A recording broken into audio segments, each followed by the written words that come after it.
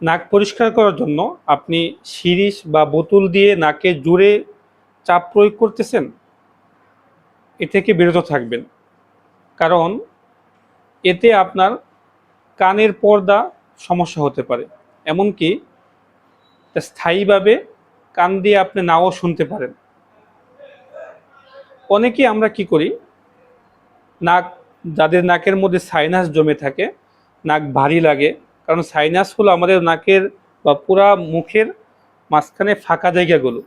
আল্লাহ তাআলা আমাদেরকে এত বিশাল বড় একটা মাথা দিয়েছেন, এই সবচেয়ে আমাদের দেহের সবচেয়ে, যেই বডির সবচেয়ে ওজন অংশটা সেটা হলো মাথা। মাথাটা কিন্তু আমাদের বা মস্তকটা অনেক ওজন। এই ওজন হওয়া সত্ত্বেও আমরা মাথা এভাবে বেঁকে পড়ান, আমরা সোজাভাবে চলতেছি, তার একমাত্র কারণ হলো, কারণ আমাদেরকে আল্লাহ তাআলা 4 ধরনের সাইনাস দিয়েছে। এই সাইনাস মানেই ভিতরে ফাঁকা জায়গা। এই ফাঁকা জায়গা অনেক সময় ব্লকেজ হয়ে তার ভিতরে শ্লেষ্মা জমে যায়, তখন মাথা বারবার লাগে। এই বারবার ছুটানোর জন্য আপনারা অনেক ইউটিউব সার্চ করে এই ধরনের সিরিজ থাকে, তার মাথার মধ্যে কিছু দিয়ে জুড়ে আমরা স্যালাইন পানি স্প্রে করি ভিতরে। তো এইটা দিয়ে আপনার যদিও নাকের সাথে মাথার কোনো সম্পর্ক নেই, মাথার ভিতরে বা মস্তকের মধ্যে আপনার মাথার ভিতরে পানি পৌঁছার কোনো সম্ভাবনা নেই, কিন্তু তারপরও এটা আপনার কানের সাথে অ্যাডজাস্ট বা সম্পর্ক রয়েছে। যদি আপনি জুড়ে পানি পুশ করেন, সিরিজ দিয়ে করেন অথবা বোতল দিয়ে করেন, সেক্ষেত্রে সেটা আপনার কানের পর্দা চিরতরে ক্ষতিগ্রস্ত হয়ে যেতে পারে। তাহলে এর জন্য সবচেয়ে সহজ উপায় কি? এটার জন্য সবচেয়ে সহজ বা সাইনাস পরিষ্কার করার জন্য সবচেয়ে সহজ উপায় হলো নেটি পট ব্যবহার করা। এখন আবার নেটি পট কি বলবেন, এটা আপনি নেটে সার্চলে পাবেন যে নেটি পট কি।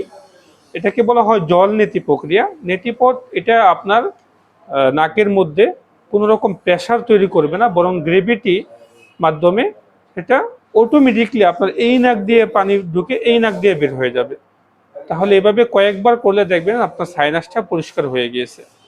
আর নাক যদি খুব বেশি জ্যাম থাকে, মানে আপনার পানি দিলে এই দিক দিয়ে বের হচ্ছে না, তার মানে আপনার নাকের মাঝখানে নেজাল সিনিকিয়া হতে পারে, অথবা নাকের মাঝখানে কোনো জায়গায় জ্যাম হয়ে আটকে থাকতে পারে। তাহলে এই ক্ষেত্রে কি করবেন? এই ক্ষেত্রে আপনি জোরে কোনো কিছুই প্রেশার দেওয়ার প্রয়োজন নেই, জল দ্বিতীয় ব্যবহার করার প্রয়োজন নেই। এই ক্ষেত্রে আপনি পানির ভাপ নিতে পারেন। মানে গরম পানির ভাপ নিলে কি হবে, আপনার যে শক্ত যে শেষমাগুলো আছে, এই শক্ত শেষমাগুলো আস্তে আস্তে নরম হয়ে গলে বের হয়ে যাবে। তখন আপনি সহজেই নেটি পট ব্যবহার করে আপনার নাক বা সাইনাসকে ক্লিন করতে পারবেন।